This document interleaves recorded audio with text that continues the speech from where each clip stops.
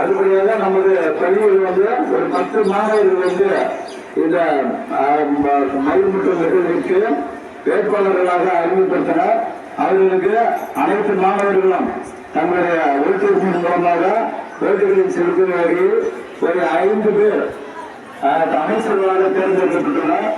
வேட்பாளர்கள் குறிப்பிட்டவர்கள் Selvi V Kesika, Selvi S Keerthana, Selvi S Dharshini, Selvi M Kokila, Selvi P Harini, Selvi M Kavilakshmi, Selvi P Pooja, Selvi A Durgadevi, Selvi M Karthiyayini, Selvi V Menaka. இதில் மொத்த வாக்காளர் 1073 பேர். அதில் 1478 பேர் வாக்களித்தனர்.